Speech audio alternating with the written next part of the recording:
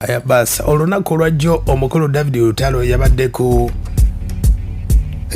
ku Papa's olunaku lwajjo yabadde mu press conference ng'ategeeza bannamawulire n'eggwanga enteekateeka yonna nga bwegenda okuba ate ng'etambula nga bumanyi nti ekivulu kye kyengedde kisembedde ennaku z'omwezi nga 29 agenda kubeera Lugogo wagenda okuba ate ng'atandikira ebivulu bye we bigenda okuba ate nga bitandikira express z'enjawulo Masaka egenda okubaayo October nga lumu abantu b'ekyotera David Lutalo ajja Mubende n'ebitundu ebirinaanyeewo yonna eyo omukulu David Lutalo agenda kuba ate nga atalaga mu concert ye gye bayita Nalongo Concert.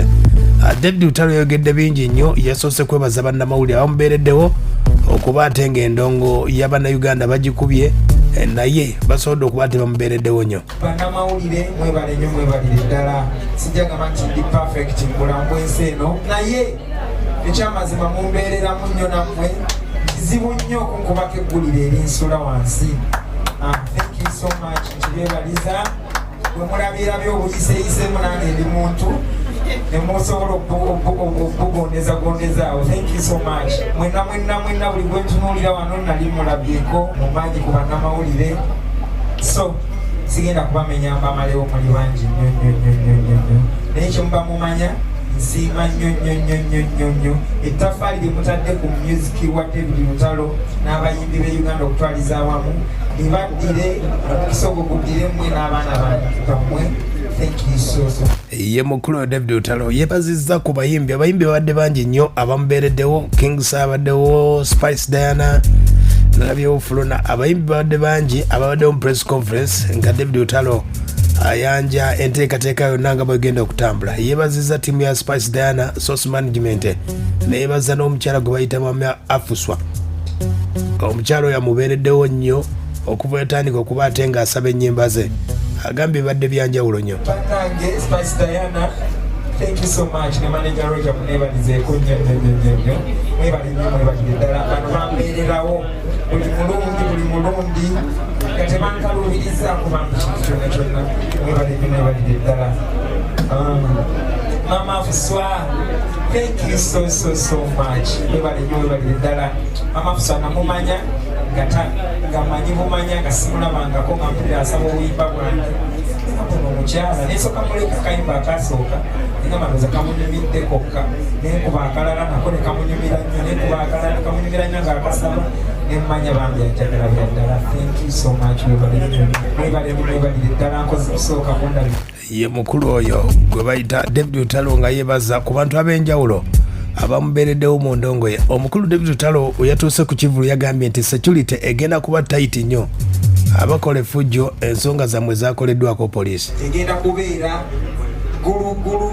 Poliisi emanyi ebitongole ebyenjawulo ebivunaanyizibwa bimanyi bannaffe abakozi b'effujjo nga 29 mugolere sayidi endala si ku sayidi ya cricket oval kubanga bigenda kuba bibimuko ku sayidi yammwe n'olwekyo ekijjomanyi kinyaga bitono temujja tubeegayiridde.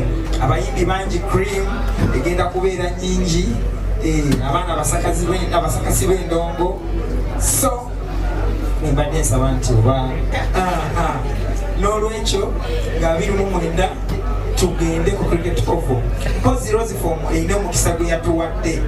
Ye mukulu oyo David Lutalo mu nteekateeka yonna ebivulu bitandika nga 29 omwezi ogw'omwenda yonna gy'oli bagenda kutuukako batya wulira ebivulu bijja yonna gy'oli oli Masaka oli kyotera Mubende Mityana Luweero kiri bwe kiti. Tugenda ku cricket oval nga 29 nga 3 tugenda kugenda Mukono Calling Hotel nga 3 nga lumu gugwako lulinga lumu tugende Masaka. Abaana b'e Luweero nina ensonga lwaki mbateekaawo we mbateeka nga 8 mbanjagala amasanyu genkuŋŋaanyiza eri yonna nga baleetenga bakubeko so basembyayo okaba kakodo. Tugenda kubeera ekyotera tugenda kubeera Mubende tugenda kubeera Embarara. Abaana b'Embarara tubaagala nnyo. Thank you so much. Nsaba mukinkopeko tolina kubeera buli kapaala buli gundi kubanga bakusasulira okukulabako so bw'obeera ng'oli common everywhere you go si kirungi olina okuvaayo olw'ensonga babajjo ba anko bajjo baleke boogere kubanga ayine wakola ensobi tekwafitinga yenteekateeka eyo bwensobodde okuba ate ng'etambula. David Lutalo agenda kutalaga ggwanga mu Nalongo Concert wegenda okuba ate ng'etambula nga bwe kutegeezaako nti enteekateeka eno press conference